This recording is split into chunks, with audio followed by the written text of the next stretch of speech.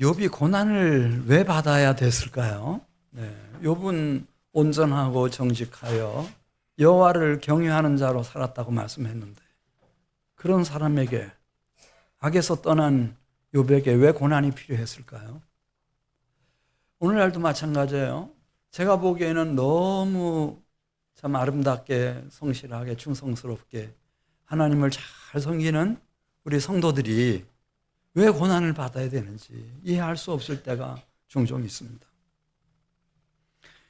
이제 오늘 욥기 그동안 강해 설교를 마무리하면서 42장 1절 2절에 보면은 이것 때문에 하나님이 욥으로 하여금 고난을 받게 하시고 환난을 당하도록 허용을 하셨구나 라고 하는 것을 느낄 수 있습니다.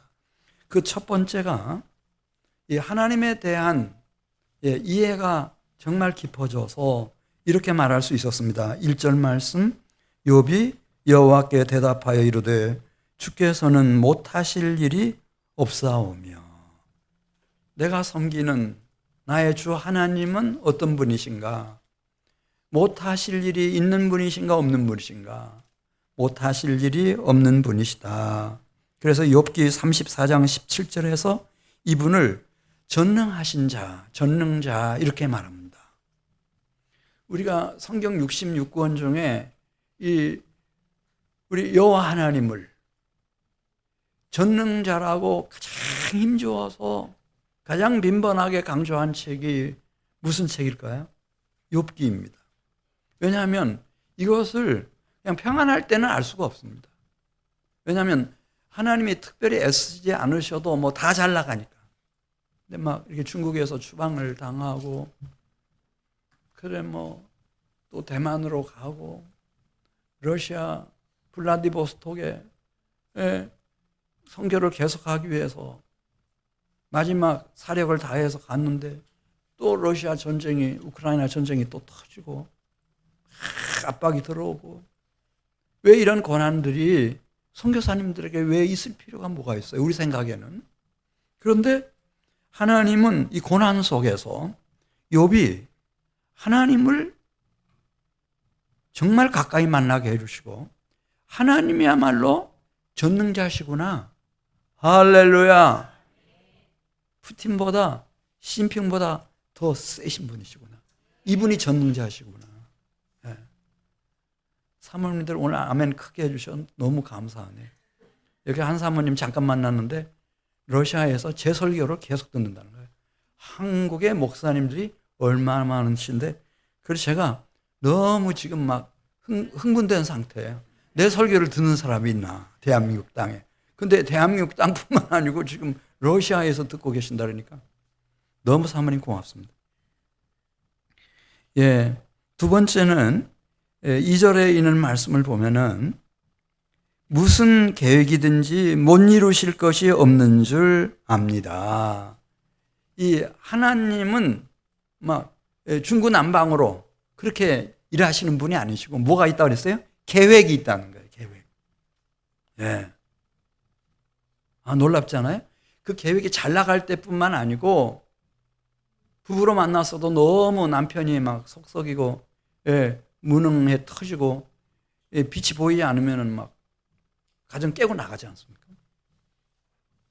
근데 이 하나님은 성도들이 당신의 종들이 우리 선교사님들이 현장에서 사역하시다가 도저히 이해할 수 없는 일들이 막 생겨나는데도 이 모든 일들이 하나님의 계획 속에 있다는 겁니다. 그 하나님의 계획의 범위가 얼마나 광대한지를 욥기 40장에서 말씀하시면서 베헤못 얘기를 쓰고 있습니다. 베헤못. 그리고 41장에서는 리워야단. 얼마나 위험한 짐승인지 모릅니다. 얼마나 포악한 짐승인지 모릅니다. 이것을 뭐 어떤 사람들은 하마라고도 해석하고 악어라고도 해석하지만은 사실은 저 욥기 41장 33절에 있는 말씀을 보면은 이렇게 썼습니다. 세상에는 그와 비할 것이 없으니 그것은 두려움이 없는 것으로 지음을 받았구나. 그러면서 그것은 모든 높은 자를 내려다보며 모든 교만한 자들에게 군림하는 왕이라고 그랬습니다. 여러분, 무슨 하마나 악어가 왕이 됩니까? 지금 비유, 은유를 사용하고 있는 겁니다. 은유. 모든 교만한 자들을 저 에덴 동산에서부터 아담과 하와 때부터 지금까지 지배하고 있는 군림하는 왕, 이걸 다 포함하는 겁니다. 이걸 하나님의 계획은, 그러니까 그 범위가 야, 내가 평안할 때, 잘 나갈 때, 좋은 사람들과 함께 그런 계획이 아니고, 이 하나님의 계획은 정말 광대하십니다. 그 속에 다 들어오는 겁니다. 베못이라도, 리워야단이라도, 악령, 귀신, 사탄 마귀라도, 나의 약점까지라도, 나의 실수와 허물까지라도, 내가 실패하고 망한 것까지라도, 나의 무능한 것까지라도 다 들어옵니다. 그래서 그걸 다 모아서 결국은 멋진 작품을 만들어내시고야만은 이 하나님의 계획을, 성경에서는 이건 우리가 보통 말하는 계획과는 다르다. 그래서 경륜이라고 했습니다. 한번 따라서 해보세요. 경륜. 성경에서 비밀의 경륜, 은혜의 경륜, 하나님의 경륜, 때가 찬 경륜. 이 경륜 속에 우리가 있다는 겁니다. 할렐루야.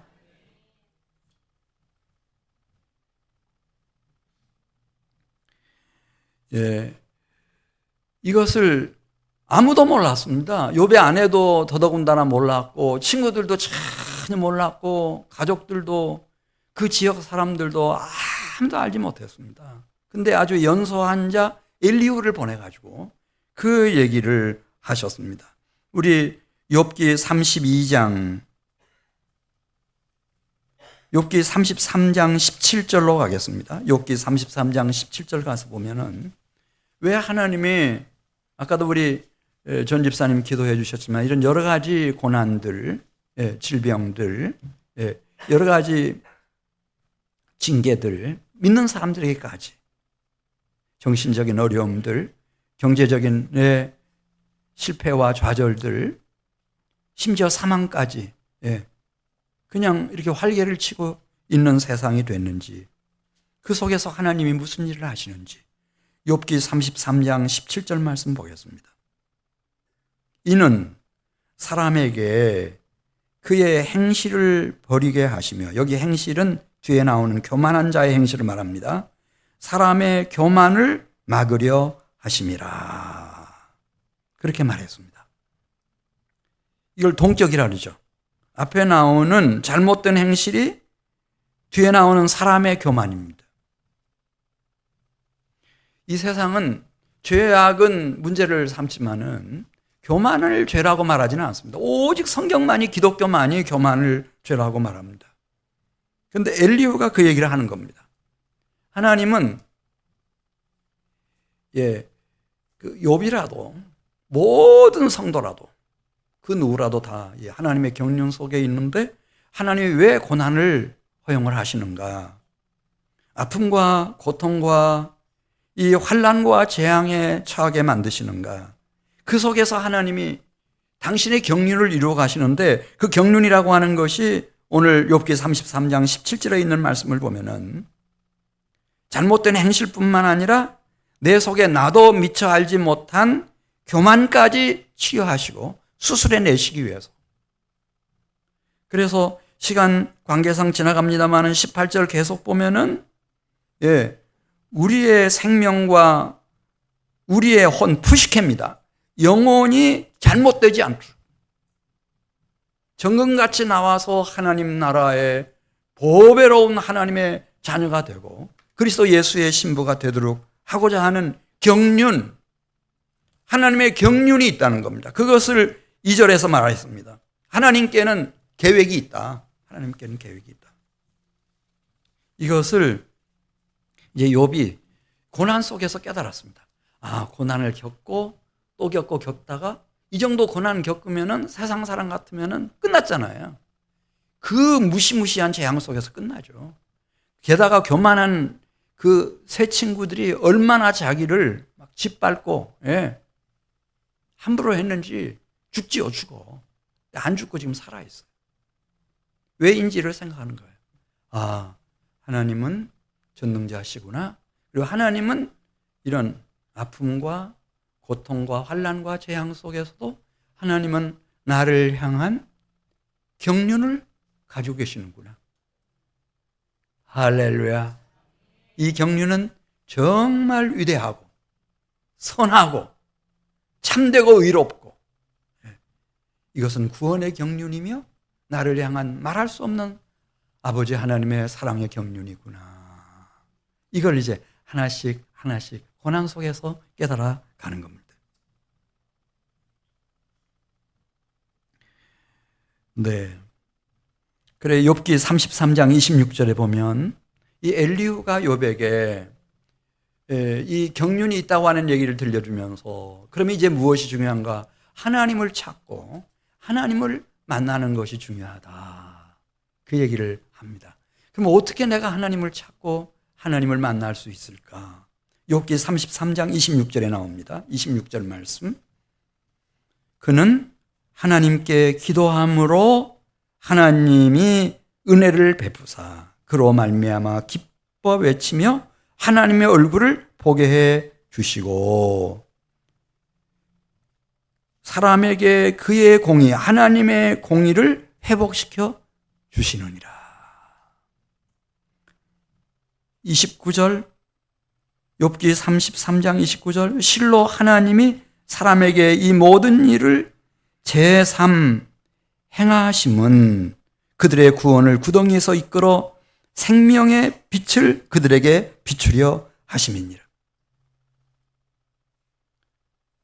그래서 제가 늘 한국교회 생각하면서 걱정하는 것은 막 이 교리에 너무나 막 집착해가지고 한번 이렇게 예수님 영접하고 침례받고 또 중요한 직분을 얻고 나면은, 예를 들어서 목사가 됐다 그러면은 그냥 그걸로 안전한 것처럼 그렇게 생각하는 겁니다. 그런데 엘리후는 그렇게 얘기하는 겁니다. 그렇지 않고 우리는 하나님을 찾아야 되는데 어떻게 하나님을 찾아야 되나? 26절에서 기도함으로 하나님을 찾아야 된다.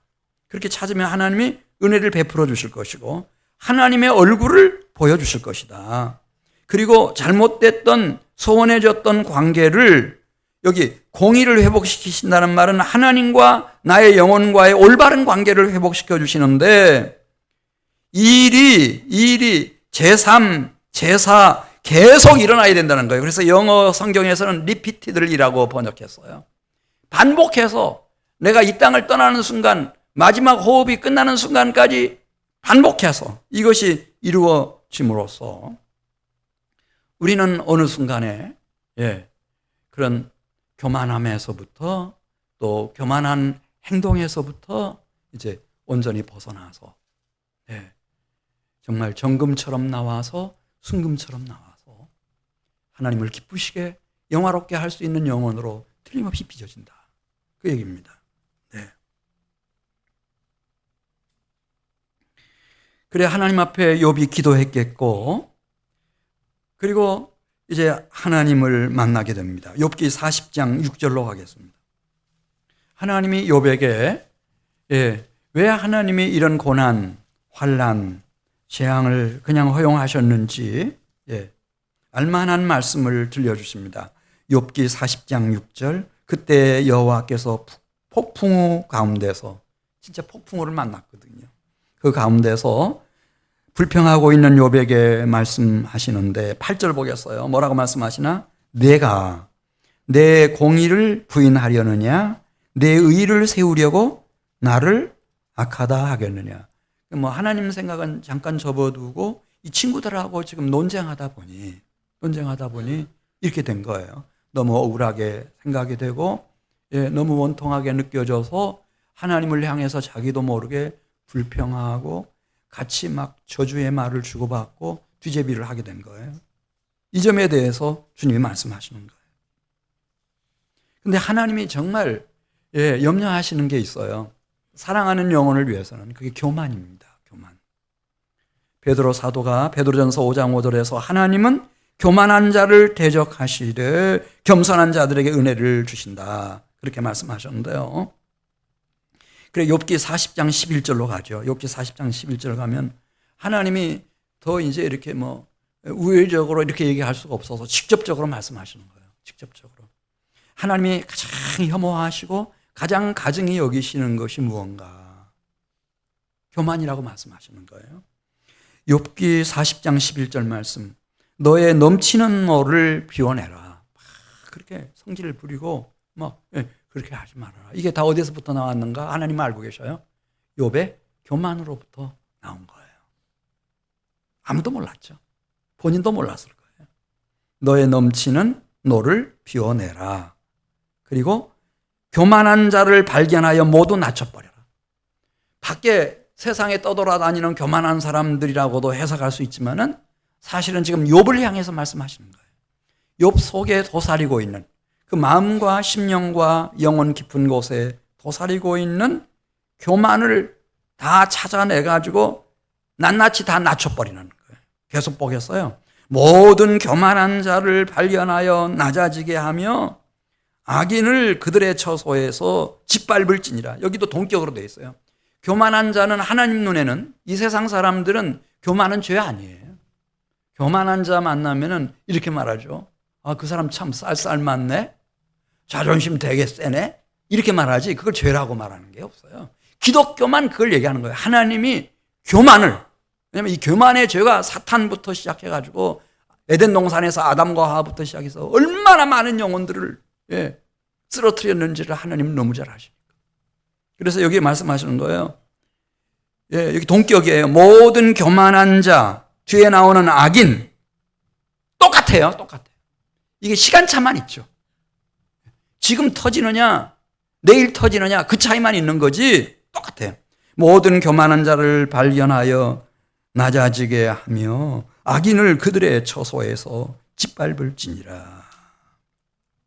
그 악을 진토에 묻어버리고 은밀한 곳에 다 감춰두라는 거예요. 무덤 속에다 다 묻어두라는 거예요.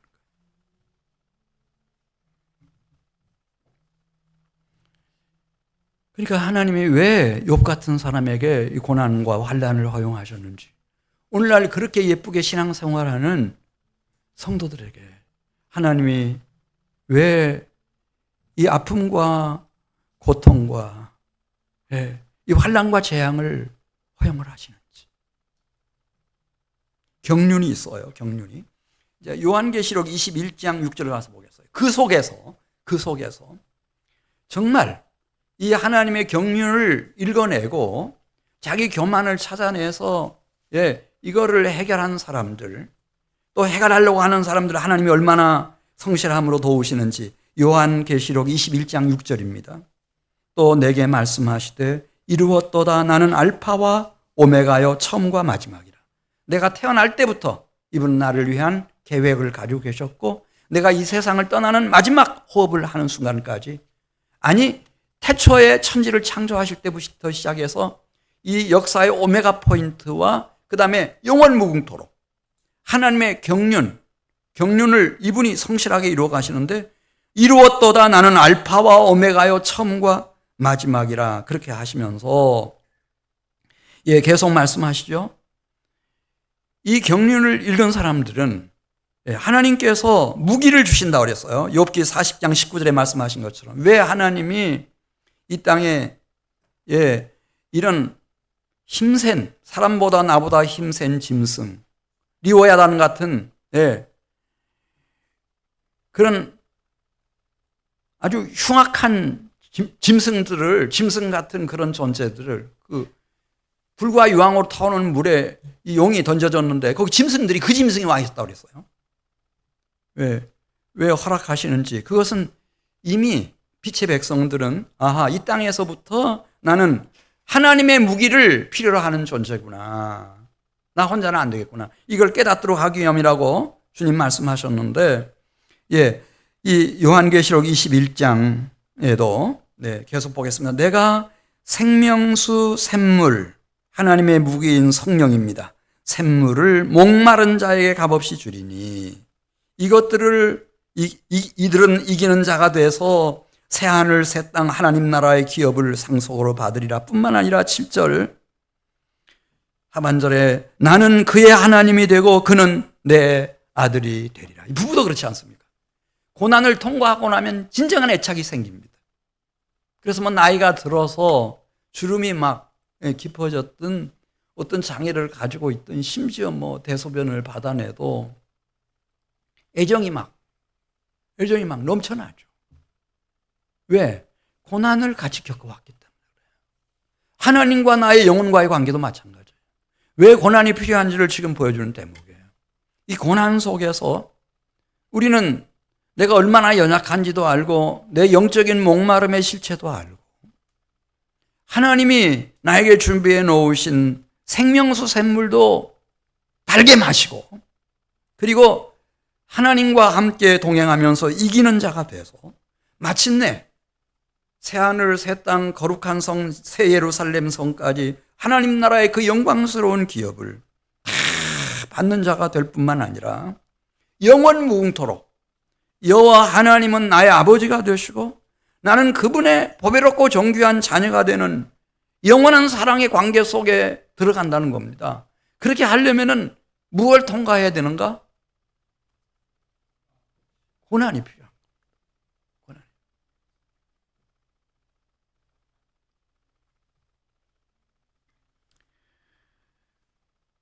네, 우리 욥기 42장 3절로 가겠습니다. 욥기 42장 3절.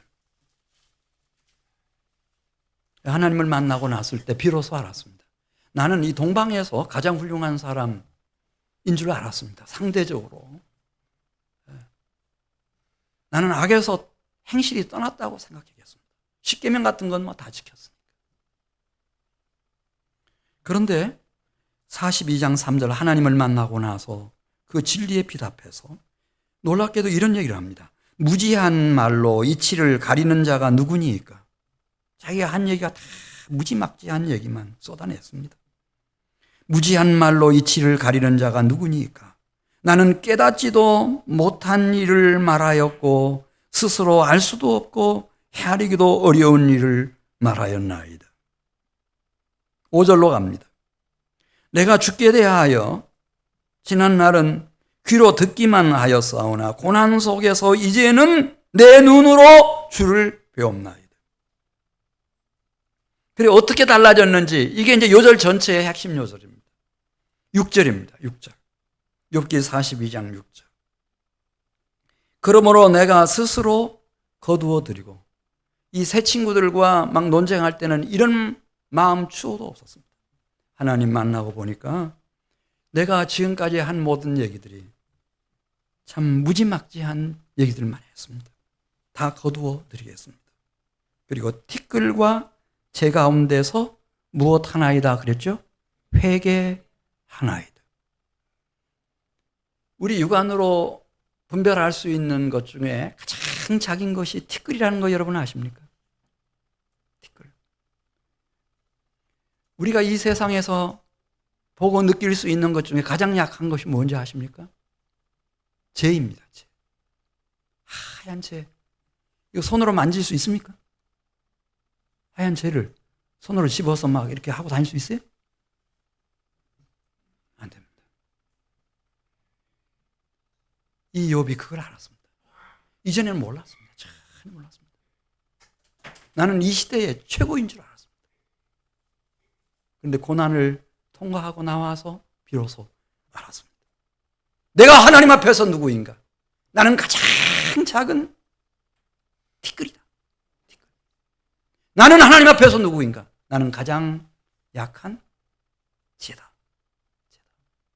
거기서 회개하는 겁니다. 회개.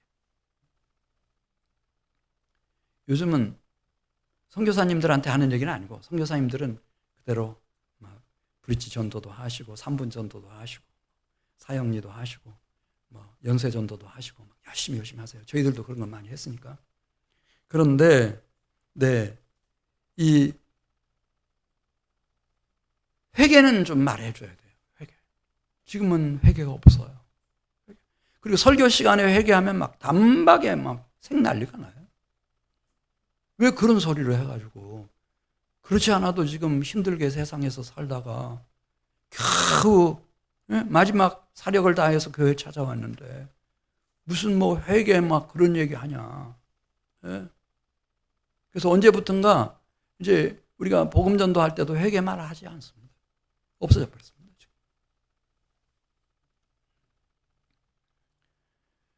그런데 지금 욥기 42장 6절에 보면 왜 하나님은 욥을 그렇게 힘든 고난과 환난과 재앙의 길로 이끌어 오셨는가? 회개 때문이었습니다. 그 회개가 대충 하는 그런 회개 말고 침례받기 위해서 요즘 뭐 회개 안 해도 침례 얼마든지 받습니다. 성경 공부하면 다 침례받아요. 그런데 하나님은 욥에게 이 회개를 원하셨던 겁니다. 그걸 욥은 알아차렸습니다. 그리고 티끌과 재 가운데 앉아서 회개하는 겁니다. 내가 지금까지 한 생각과 말들을 다 거둬드리겠습니다. 그리고 저는 이제서 비로소 알았습니다. 하나님, 저는 하나님 앞에서 티끌입니다. 그래서 죽으면 티끌로 돌아가지 않습니까? 흙으로 돌아가지 않습니까? 하나님, 저는 하나님 앞에서 죄입니다. 그게 화장하지 않습니까? 알버트 슈바이처가 여러분 아시는 것처럼 신학자이고, 그리고 의사이고 선교사이고 너무 멋지게 살다 갔는데 이분이 평생 고민했던 성경 구절 하나가 있습니다. 난해 구절입니다. 여자가 낳은 자 중에 요한보다 큰 자가 없도다. 그러나 하나님의 나라에서는 극히 작은 자보다 극히 작은 자라도 요한보다 크니라. 이 구절을 해석을 못해가지고 그러니까 마지막까지 정리해 놓은 거 보면은 이 정리가 안 됩니다. 이게 무슨 말인지 그냥 저는 이해를 못했습니다. 이게 뭐라고 해석을 했는지 진짜 헷갈리고 있었습니다. 그런데 이번 주에 제가 이 말씀 묵상하다가 욥기 42장 6절 말씀, 그렇구나.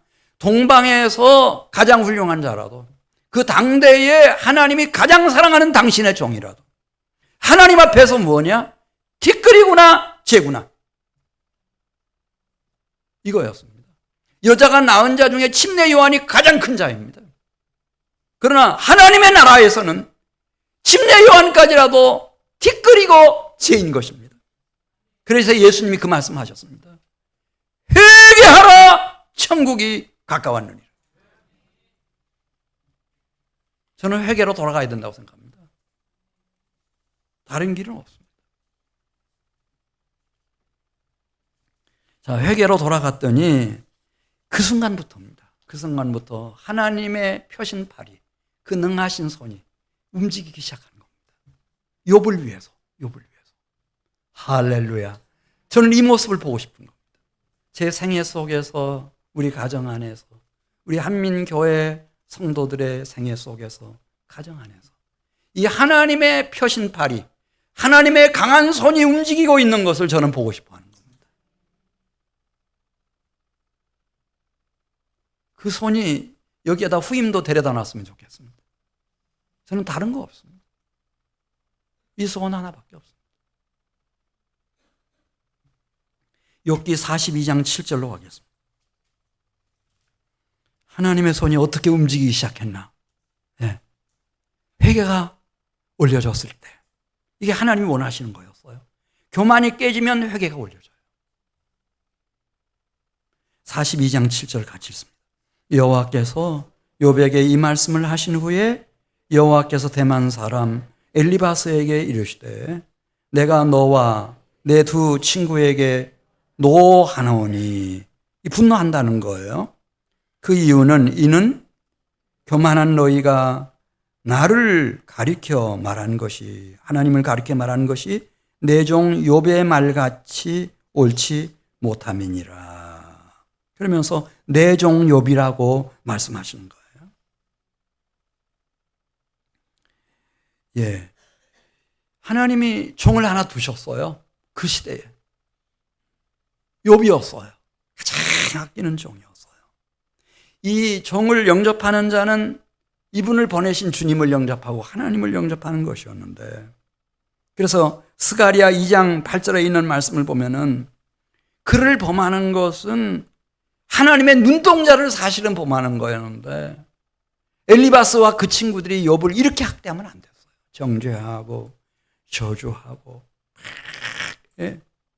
독서를 쏟아내고 막 숨도 못 쉬게. 그래서 사탄 마귀의 새끼처럼 그렇게 내던지면 안 되는 일이었어요. 욥기 42장 8절 보겠어요. 욥기 42장 8절 같이 읽습니다. 그런즉 너희는 수소 7과 순양 7을 가지고 내 종 욥에게 가서, 이 욥이라는 말 앞에는 항상 내 종이라는 말이 붙습니다. 하나님이 가장 사랑하고 아끼는 내 종 욥에게 가서 너희를 위하여 번제를 드리라. 욥 앞에 또 무슨 말이 붙어요? 내 종 욥이 너희를 위하여 기도할 것인즉. 내가 여기는 인칭대명사로 썼네요. 내 종 너희 제사장 욥을 기쁘게 받으리니 너희가 우매한 만큼 너희에게 갚지 아니하리라. 이는 너희가 나를 가리켜 말하는 것이 누구의 말같이 옳지 못함이니라 그랬죠? 내 종 욥. 그리고 9절 말씀 같이 읽습니다. 이에 대만 사람 엘리바스와 수아 사람 빌닷과 나마 사람 소발이 가서 여호와께서 자기들에게 명령하신 대로 행하니라. 그러면서 여호와께서 누구를 기쁘게 받으셨더라 그랬죠? 욥 때문에 이 욥의 친구들을 주님께서 용서해 주시고, 우매한 대로 갚지 않으시고 은혜를 베푸십니다.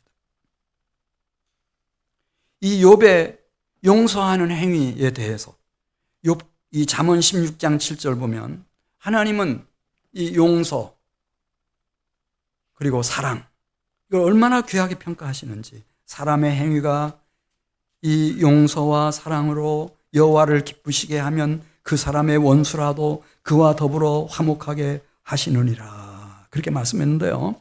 욥기 42장 10절로 갑니다. 이 진실한 용서와 사랑, 이것이 하나님의 마음을 얼마나 뜨겁게 감동시키는지, 이제 역사가, 본격적인 역사가 이제 개막이 되는 거예요. 우리 10절, 욥이 그 친구들을 위하여 용서하고 사랑으로 기도할 때 여호와께서 욥의 무엇을 다 돌이키셨다고 했어요? 곤경을 돌이키시고 여호와께서 욥에게 이전 모든 소유보다 얼마를 더 주셨대요? 갑절을 더 주셨어요. 할렐루야.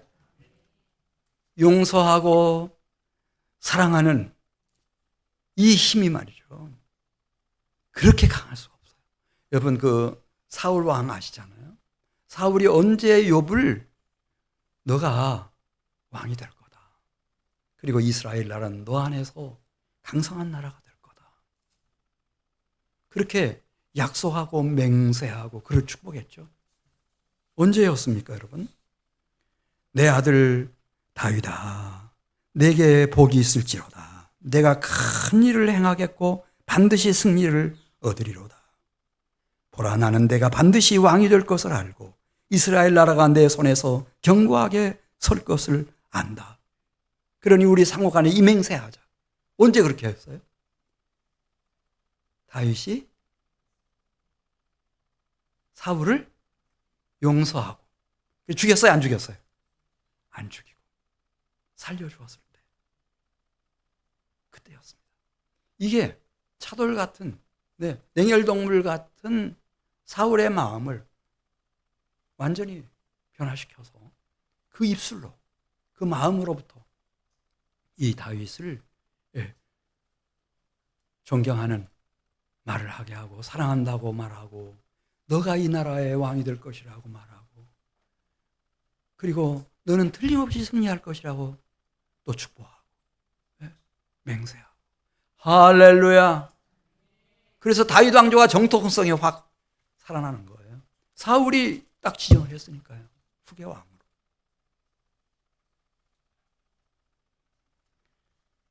이 용서와 사랑의 힘을 하나님이 이 욥에게 부어주셨어요. 이걸 부어주신 거예요. 예수님이 왜 이 세상을 이렇게 정복해 가고 있어요? 네? 왜 그래요? 용서와 사랑의 힘 때문이에요. 자기를 옷 벗겨가지고 벌거 벗겨가지고 십자가에 못 박아 죽이고 있는 그들을 위해서 기도해요. 아버지요, 저들을 용서해 주십시오. 저들이 무슨 일을 하는지를 모릅니다. 그 예수님을 믿음으로, 믿음과 지혜와 성령이 충만했던 스데반도 돌에 맞아 죽어가면서 자기를 돌로 쳐 죽이는 사람들을 위해서 그 순교하는 장면이 너무 놀라워서 하나님 보좌 우편에서 서서 보고 계시던 예수님을 향해서 스데반이 그렇게 말해요. 저들을 용서해 주십시오. 나를 돌로 쳐 죽이는 이들을 용서해 주십시오. 예수의 심장이 막 벌렁거리면서 뛰고 있었어요. 그 사랑의 심장이, 용서와 사랑의 심장. 그 예루살렘 교회가 그 막 사랑의 선한 영향력이 막 다 넘실대는 것 같아요. 거기 바나바라고 하는 사람이 있었어요. 바나바가 그렇게 좋은 사람이었어요. 착한 사람이었어요. 누구도 바울을 용서할 수가 없었어요. 사울을 용서할 수가 없었어요. 스데반을 죽였으니까요. 너무나 무섭게 초대교회를 받게 했으니까요. 그런데 그런 원수를 누가 찾아가나 용서하고 사랑하는 마음을 가지고 바나바가 찾아가서 그를 데려다가 잘 양육하고 잘 훈련시켜서 그에게 좋은 사역의 길을, 선교사로서의 사역의 길을 확 열어놔요. 1차 선교 사역 떠날 때였어요. 이제 바나바는 이제 다음 세대를 생각하면서 아마 그때 10대였을 것으로 생각되는 마가 요한이라고 하는 이 어린 청소년을 데리고 갔던 것 같아요. 근데 밤빌리아에서 이 선교 일이 보통 일이 아니잖아요. 정말 아무런 대책이 없어요. 우리는 대한민국 땅에서 이 대한민국의 보호 속에서, 법적인 보호 속에서 살아가지만은 이분들은 그러니 이러다가는 내가 죽을 수도 있겠다 이런 위기감을 느꼈겠죠. 그래서 마가 요한이 밤빌리아에서 나 도저히 이 여행할 수가 없습니다. 선교 여행할 수가 없습니다. 하고 돌아가 버렸어요. 그리고 1차 선교 여행 끝나고 2차 선교 여행을 이제 안디옥에서 출발할 때 바나바가 똑같이 말해요. 우리 마가 요한 데리고 가자. 그 바울은 이 사람은 뭐 분명한 사람이거든요. 뭐 예스와 노가 분명한 사람이에요. 안 된다. 팀원만 다 깨주고 다 시험 받고 상처 받고 선교를 위해서 다른 거 생각하면 안 된다. 안 된다. 근데 이 두 사람이 심하게 다투고 싸웠다는 거예요. 갈라져 버렸어요. 성경에 나오는 기록에는 어디에도 이 두 사람이 그 이후에 만난 일이 없어요. 그래 버려지듯 남겨진 마가 요한을 바나바가 데리고 구로로 가서 복음 전하고 양육하고 하다가 이제 바나바는 세상을 떴겠고 나이가 많아서 이제 영적인 아버지로 여겨졌을 베드로에게 보내요. 마가 요한을. 그런데 벌써 이 마가 요한은 많이 주 안에서 성장해서 얼마나 기대주가 되고 유망주가 됐는지 베드로가 정말 마가 요한을 사랑했던 것 같아요. 베드로는 내 아들이라는 말을 잘 안 쓰는 사람이에요. 또 바울하고 또 달라요. 근데 그 베드로가 베드로전서 5장 13절에 보면 내 아들 마가라고 썼어요. 얼마나 기대가 컸고 아끼고 사랑했으면은 내 아들 마가가 당신들에게 무난 인사를 지금 전한다. 그런데 이 양대 산맥처럼 이 베드로가 이끄는 예루살렘 교회 중심한 초대 교회가 하나 있고 그리고 바울이 이끌던 이 소아시아와 그 다음에 바울이 선교했던 그 교회와 바울이 가르쳤던 가르침과 바울이 썼던 그 책들이 신약 성경에 나란히 들어와 있어요. 근데 베드로후서 3장 15절 말씀 보면 제 생각에는 마가 요한이 충분히 베드로한테 그 얘기를 했을 것 같아요. 바울이 어떤 사람인지, 얼마나 칼날같이 예리하고 예민한 사람인지, 조금 과장하면 얼마나 교만하고 얼마나 싸움꾼인지, 그 착한 바나바를 얼마나 고통스럽게 만들었는지, 자기에게 얼마나 깊은 상처를 남겼는지 얘기할 수 있었을 것 같아요. 근데 이 마가 요한이 이 성경에 보면은 제 판단으로 이 바울을 용서하고 사랑했어요. 그래서 영적인 아버지인 베드로에게 다 얘기한 거예요. 바울이 얼마나 복음의 열정이 뜨거운 사람인지, 주님을 자기 생명보다 더 사랑하는 사람인지 다 얘기했어요. 그래서 베드로 후서 3장 15절에서 베드로가 마지막 남긴 글에서, 우리 늘 궁금하잖아요. 그럼 도대체 베드로하고 이방의 대사도였던 바울하고는 어떤 관계였냐? 이거 중요하잖아요. 근데 거기 보면은 베드로가 바울이 쓴 책을 다 읽었어요. 사랑하지 않으면 그 사람이 쓴 책을 다 읽지 못해요. 그리고 이렇게 말해요. 우리가 사랑하는 형제 바울, 이렇게 말해요. 이걸 보면 이런 확신을 어떻게 갖게 됐나? 같이 동일하게 공동사역을 한 때가 없었어요. 베드로하고 바울하고는. 잠깐 그냥 오다 가다 만난 사이는 되지만은, 근데 그런 확신을 어떻게 가지게 됐나? 마가 요한을 통해서였겠어요. 마가 요한이 용서했어요. 그 어린 시절 자기에게 치명적인 상처를 남겼던, 그렇잖아요. 네. 바울을 용서하고 사랑했어요.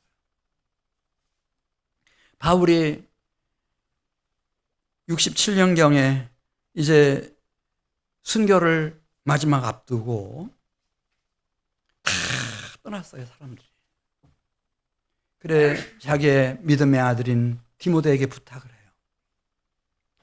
나에게 좀 오는데, 올 때 한 사람을 좀 데려다 달라. 내게 지금 아무도 없다. 누가밖에 없다. 근데 이게 누가도 이방인이지, 디모데까지도 이방인이지. 이 정통성이 있어야 될 거 아니에요. 네? 이 베드로부터 10도, 사도, 12사도가 굉장히 중요하거든요. 이 사도성이라고 하는데 이게 계승이 돼야 되는데. 근데 그 예루살렘 교회 출신, 정말 베드로가 인정하고 사랑하는 아들이라고, 바나바가 자기의 모든 것을 다 걸고, 예루살렘 교회가 가장 사랑했던 바나바가 양육해냈을 마가 요한. 마가 요한을 좀 데려다 달라고. 그러면서 마가 요한이 나의 일 사역에 너무 유익한 사람이라고.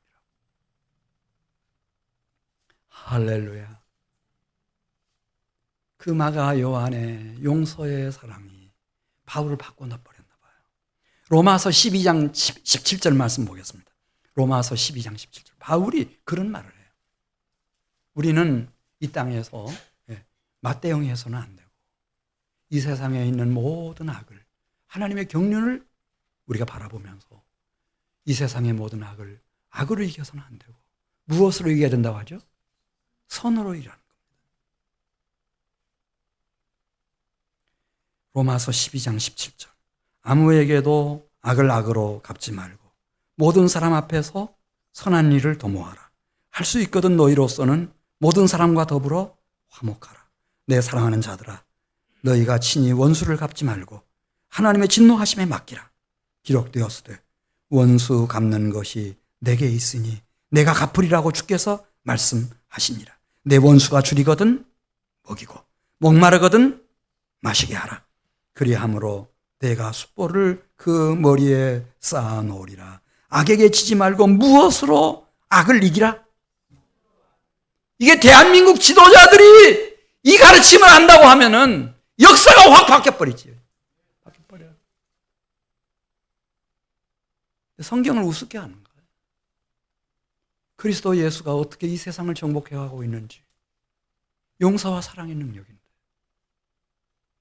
그래서 이 바울이 사랑장이라고 하는 성경을 써요. 고린도전서 13장에서.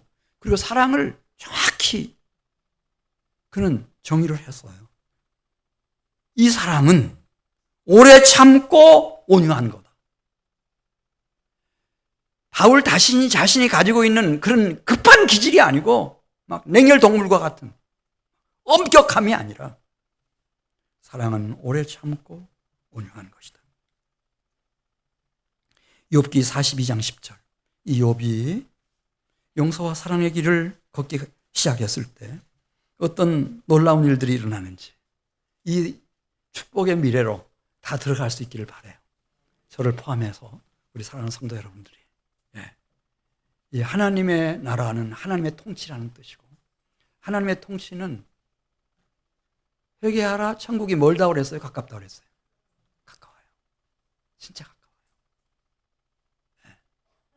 그래서 욥기 42장 10절 말씀, 시간 관계상 12절로 가겠어요. 12절 보면 여호와께서 욥의 말년에 이제 나이가 먹어갈수록 이제 인생의 마무리 단계에 들어갈수록 욥에게 처음보다 더 복을 주시니 그가 양이 몇 마리, 낙태가 몇 마리, 소가 몇 결이, 암나귀가 얼마?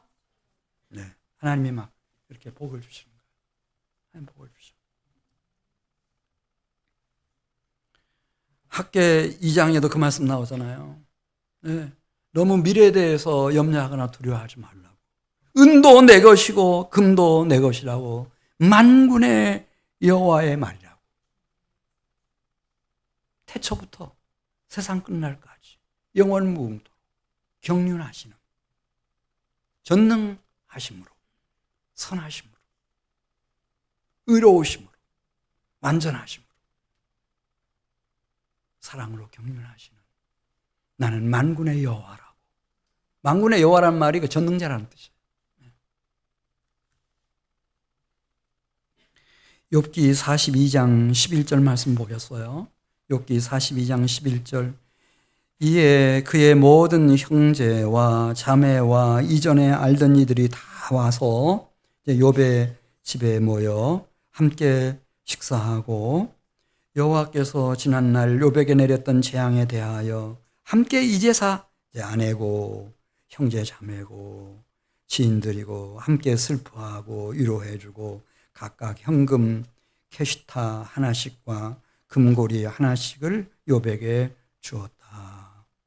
뿐만 아니라 욥기 42장 13절부터 있는 말씀 보면 하나님이 욥 살이 다 썩어 내려가지고 이게 말라붙었는데 이 아스팔트처럼 그랬던 욥의 살이 청년보다 부드러워지게 해주시고 엘리후가 말한 것처럼 젊음을 이렇게 회복시켜 주셨어요.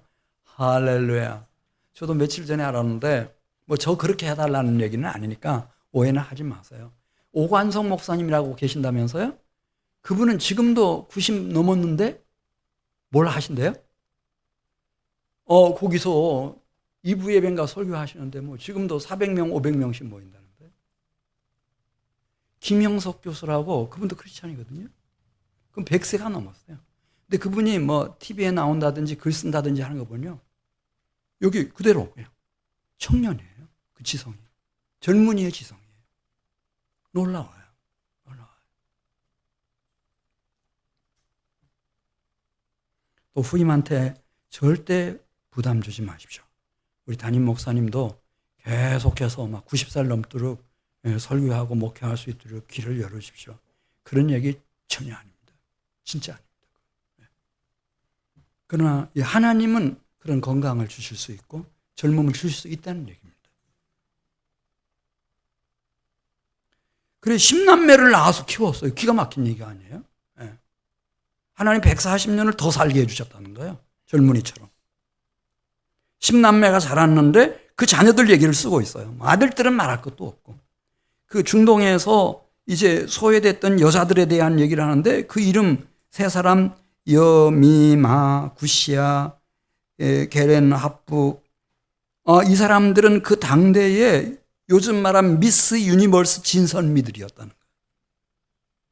그리고 그냥 딸들이라고 해서 차별하지 않고 다 뭐 충분한 아들들에게 막 그런 충분한 기업을 준 것처럼 다 기업을 줬다는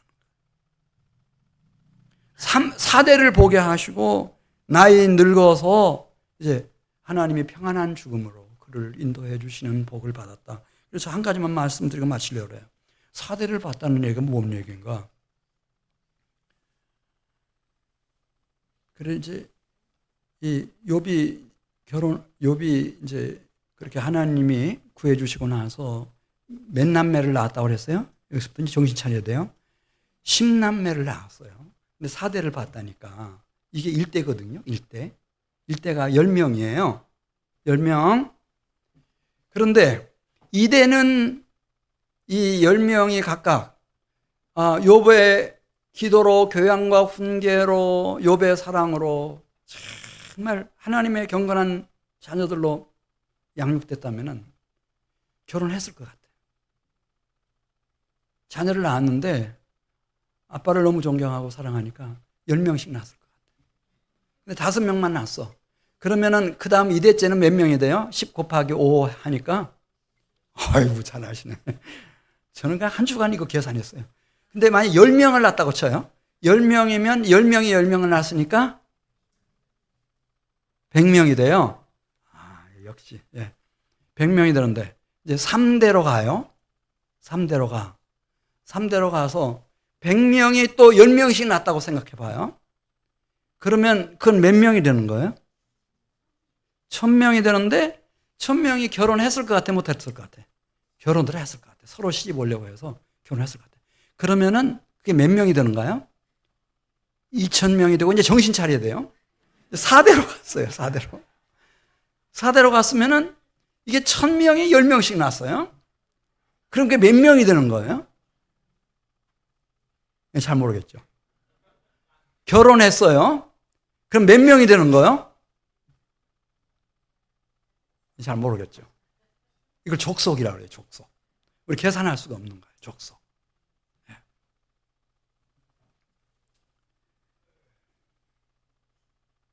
내가 이 세상에 왔어요. 경건한 가정을 이룰 성령님이 부어주시는 비전, 그 역사와 그 비전을 이루어내실 전능하신 하나님에 대한 신뢰와 믿음, 그리고 주님의 승리의 사랑의 길을 끝까지 완주해서 경건한 가정, 가문, 이 경건한 족속을 누가 이루어낼 것인가? 백성이 많은 것은 여호와의 영광이요 백성이 적은 것은 주권자의 패망이라고 말씀했는데, 족장 시대가 있었어요. 그때는 200세 가까이 살았어요. 아브라함이 살던 시대 175세까지 살았고 이삭은 180세까지 살았고, 제가 볼 때 욥은 한 200살까지 산 것 같아요. 140년을 더 살았거든요. 그런데 하나님이 생육하고 번성하고 충만하고 정복하고 다스리라고 하는 그 축복을 다 그에게 부어주었어도, 갑절의 복을 주었어도 그는 교만을 이길 수 있었어요. 요즘 우리가 말하면 그리스도의 편지요 향기가 될 수 있었어요. 왜? 고난을 통과하고 나왔기 때문에. 우리 같이 기도드리겠습니다.